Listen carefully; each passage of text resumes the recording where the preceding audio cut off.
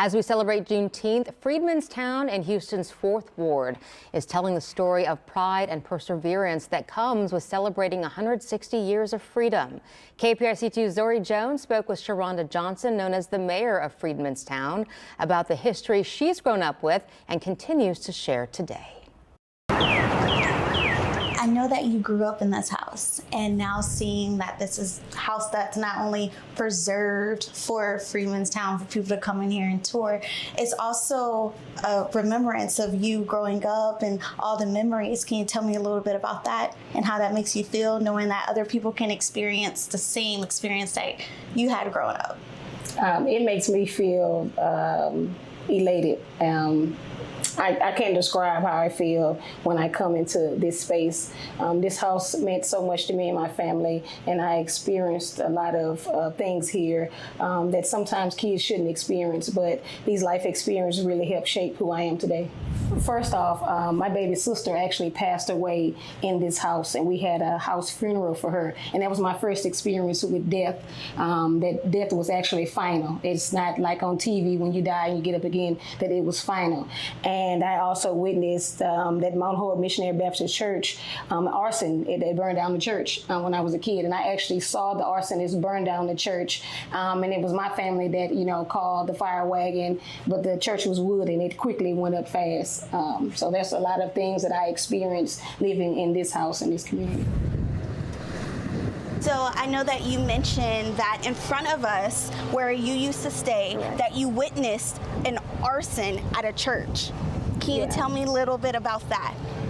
Yeah, that church was Mount Horeb Missionary Baptist Church. This is the original site of the church, and because the church did not want to sell to developers, arsonists came and they burned down the church. And so actually the church pivoted and purchased a lot across the street, and then some time later they actually came and purchased a whole city block. And so because you burn down the structure, it does not mean that you get the land. Historically, the historic deeds are constructed a certain way that the land will always belong to the people, regardless of the structure. It's so many people who have literally sacrificed most of their professional and personal lives to preserve this area.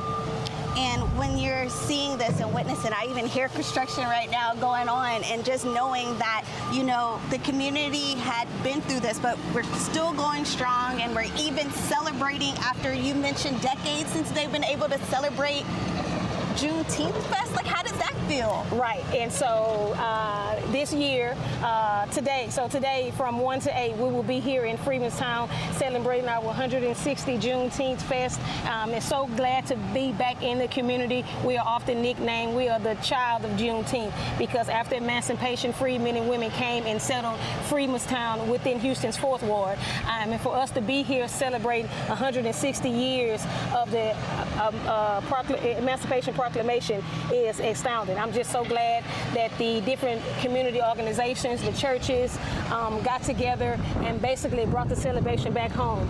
This is the reunification of families, and we're going to start here in Freedmen's Town today from 1 to 8. And so if you are in the area, please make sure you come by. We have talent show, we have vendors, we have cooling stations, we have live music, we have panels, we have workshops, we literally have everything. And even after Juneteenth, we have summer programs, we have a lot of things going on here. We have new community projects. When I'm thinking about the church, and the church is a part of another project, we will be restoring these 3 homes to program them for the community, access and elements. And so, it's so much synergy going on here, and I'm just so grateful to the Houston Freedmen's Town Conservancy, the Contemporary Art Museum Houston, the City of Houston, for bringing us back together, and the community of Freedmen's Town, because the community believed in what we were doing, and that they were able to stand in this fight, because we literally have been fighting this fight for decades. And finally, everyone sees what we see, that this is I often call Freedmen's Town a hidden gem, because if you don't know about it, you just don't know.